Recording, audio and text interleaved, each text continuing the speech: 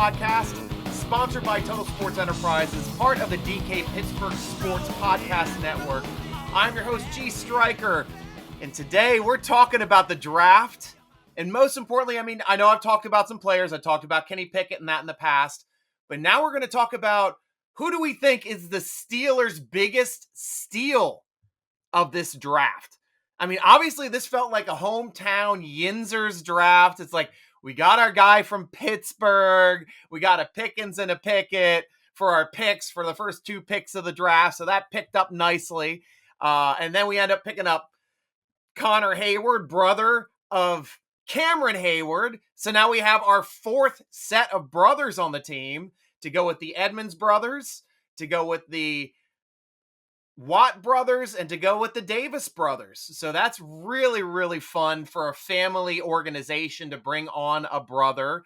Also really exciting to get Mark Robinson, who's the first player we ever interviewed before they became a Pittsburgh Steeler or never had any affiliation with the Steelers. The Steelers go ahead and draft him then as well.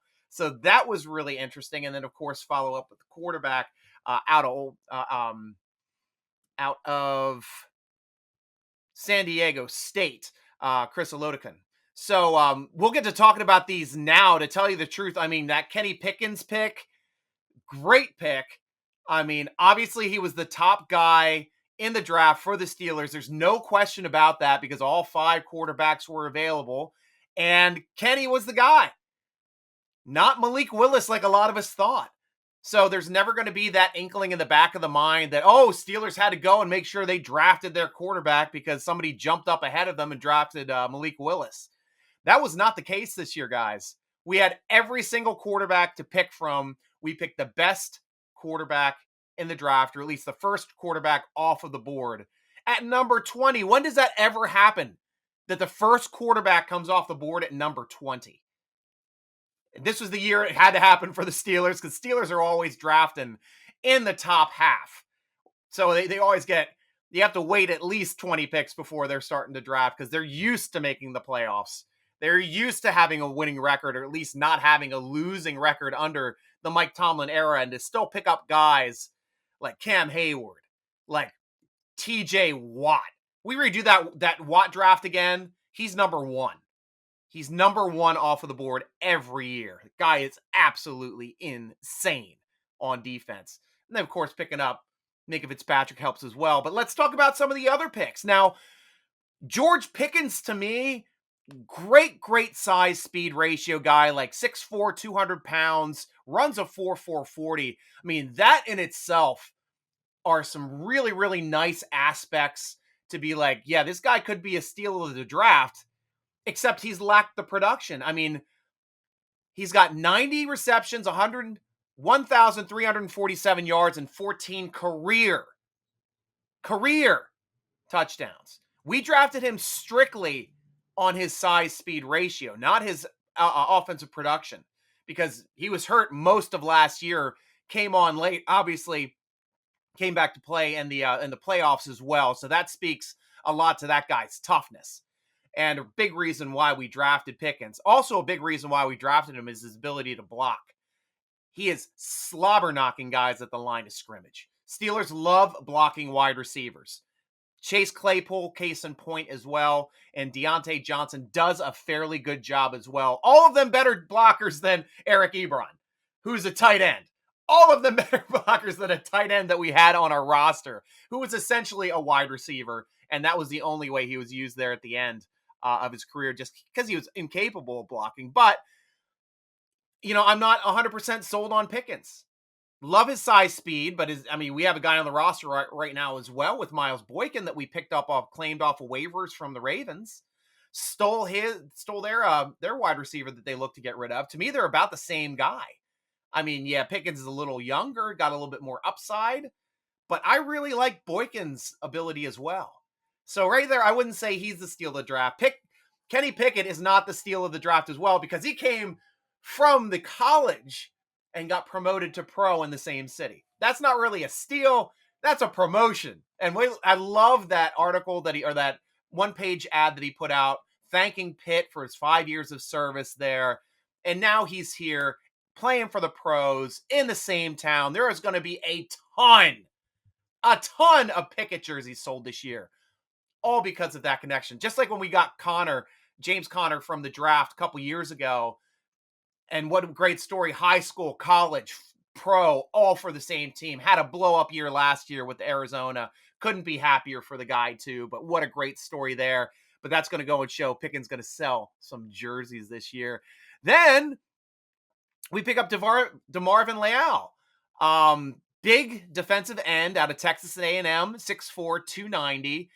We're still asking him to put on some weight. I don't know if we're going to ask him to try to go inside, but the guy looks like he's built like our prototypical defensive ends. He's built like a Tuitt. He's built like a Heyward. He's got the size, and he's got some of the numbers here to go with it. So 8.5 sacks last season, 12.5 TFLs, and that led all of Texas A&M players last season from the defensive end position. So I'm excited to see what this guy can do. Obviously having to compete with Loudermilk as well. There's a lot of depth that we have that we're going to have to figure out who we're going to keep and who we're going to get rid of, because there's a lot of youth back there with the Davis brothers, with the big guy Mondu as well is back there as well. We still have Wormley as a backup. So these guys are going to be really, really fighting it out. And Adams as well for backup nose tackle behind Alualu coming back from that injury.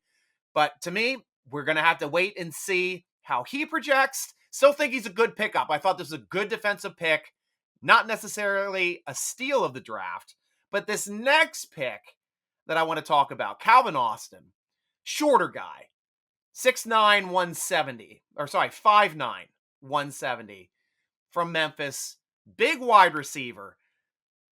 Now, is this another Dree Archer or Chris Rainey pickup?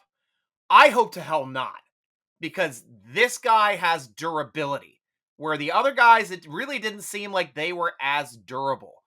Also, a competent punt returner with 2 punt return touchdowns. That is something that the Steelers are looking to add anywhere. If they can find a good special teams contributor with a guy that has the stats too, 74 receptions for 1,149 yards, 8 touchdowns. Junior year, he had an even more productive year, at least for touchdowns wise, 63 receptions, 1,053 yards, 11 touchdowns. So, 3 more touchdowns than the later year, but this guy can play. And he was a steal in the draft if you ask the Baltimore Ravens. The Ravens wanted Calvin Austin the third. And as much as I was watching the Ravens draft going, oh gosh, they just picked up Hamilton. Oh my gosh. They just got Lindenberg for nothing. Like the top safety and the top center in the draft in the first round. Oh my gosh, they picked up that great linebacker. Like, I'm shaking my head every time they draft. At least it's nice to hear that they shake their head when we draft as well, when we're drafting an offensive weapon that they were looking to take at that next comp spot. So we stole a player from their draft wall. And for a team that is already tough enough and has a hard enough time finding wide receivers, they didn't find a wide receiver in the entire draft where they were drafting because we took Calvin Austin. So that was a big strategic pickup. Just in the way that this worked out in the draft, Ravens are still going to have to try to figure out how to find a wide receiver, probably free agency now that they got rid of Hollywood Brown, getting that pick to pick up Linderman as well from Iowa, the big center. So we'll have to see how that works out for them, but hopefully we stole their chance to getting a great receiver. Still not the steal of the draft. Still not the steal of the draft. We'll talk about the next pick. We had to wait a whole other round, all the way through the 5th round, into the 6th round, until we drafted Connor Heyward, brother of Cam Heyward.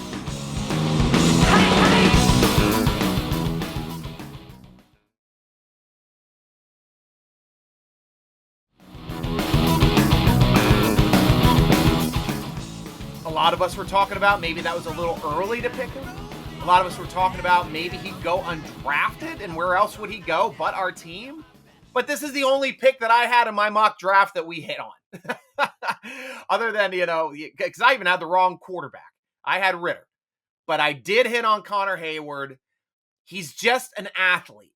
The guy can do, like, for his whole career, 825 yards, 5 touchdowns on the ground. 96 receptions, 711 yards, 6 touchdowns in the air. That's a 3-year career at Michigan. That is solid for a guy that's asked to wear many hats at Michigan, especially at fullback, running back, tight end, scat back, slot. Wherever they decide to throw him, he goes. And he plays hard. So the Steelers like his diversity, and the reason why he made the team is because of his special teams. This guy is going to make the team already as a special teamer. He's nearly as good as Derek Watt as a special teamer out of the box. So I am super excited to see what we're going to get on our coverage teams with Watt and Connor going down the field after these guys. Look out. Maybe also in punt block, kick block, maybe getting some hands up, knocking some stuff down. That's what I want to see.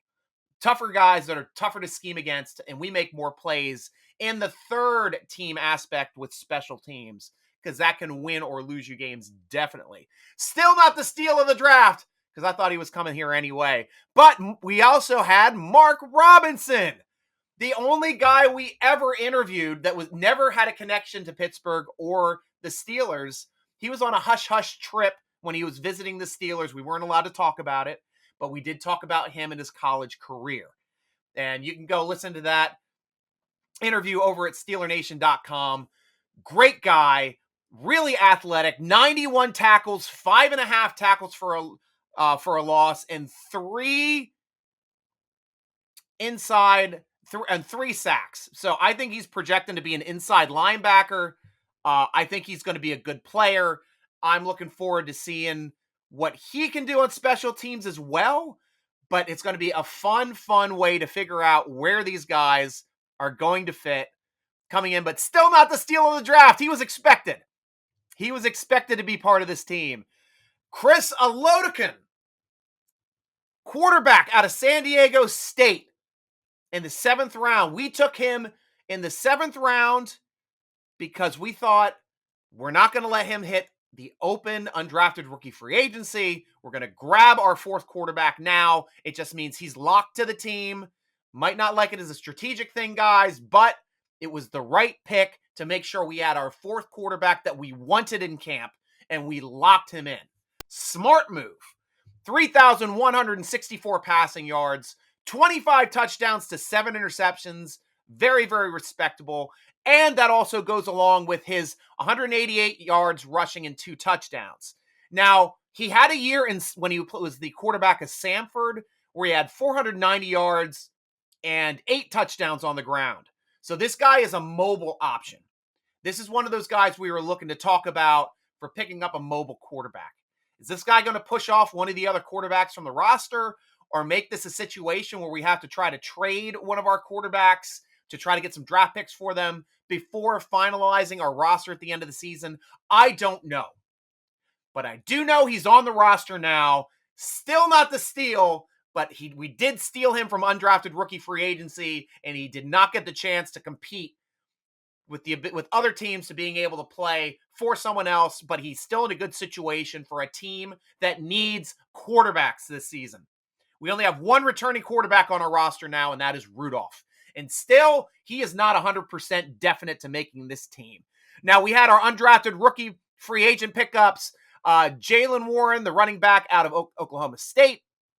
We had Chris Steele, cornerback out of USC. Jeremiah Hall, fullback out of Oklahoma State. Chris Owens, offensive lineman out of Alabama. Monteo Durant, running back out of Duke. Tyree Johnson, nose tackle out of Texas A&M. Bryce Watts, cornerback out of UMass. Jordan Tucker, offensive tackle out of UNC. T.D. Moultrie, edge out of Auburn. Telvin Harville, defensive back out of Robert Morris. And Michael Marlette, offensive lineman from Mizzou. And Tyrell Ford, defensive back from Waterloo. Out of these guys, 2 guys might be a steal in this draft.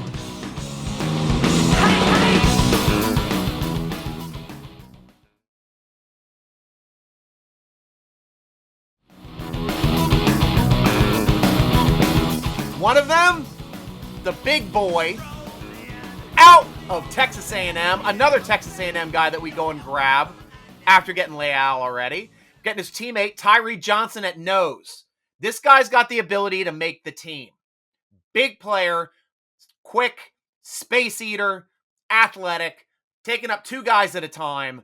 If he has a chance to bump Adams off of this roster, that is a big pickup, and even pushing Alualu for some starting time. Nose tackle is wide open, ladies and gentlemen. You have your chance of making this team at nose tackle, and I'd say Tyree Johnson has one of the best chances of making this team.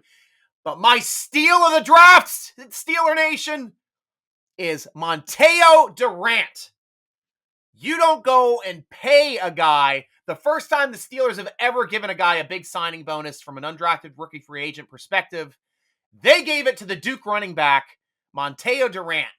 Guy is 6'1", 195, put up good numbers last season, 1,241 yards rushing, 9 touchdowns, adding 27 receptions, 250 yards, and 2 more touchdowns from the air. This guy's an all-around threat. Now, I know we've been disappointed with the productivity of Snell. I know we've been disappointed with the health and the ability to stay on the field with McFarland. Those guys supposed to be our backups. But man, Durant can do it all and do it all well. He's not the best at either of them. He's not the fastest guy. He's not the best pass catcher, but he can do everything well. And that's how a guy can possibly make this team and be the steal of the draft to be the next backup running back for Najee Harris in our new running back focused Najee Harris offense. Running back driven, passes out of the backfield, having the play action, having the read option, getting the ball to the receivers at other ends, down the field deep off of play actions. I cannot wait to see it. And I am saying right now, I think Monteo Durant is going to be a part of that Matt Canada offense this upcoming season. What say you, Steeler Nation? Be sure to come out and check me out on social media at SNStryker on Twitter and Instagram. Let me know what you think. And thank you once again for joining us on another Steeler Nation podcast sponsored by Total Sports Enterprises. Be sure to check out the great Pittsburgh Sports content over at dkpittsburghsports.com. Check out all of our great Twitter podcasts, all of our podcasts at the Twitter site at DKPS Podcasts over at Twitter.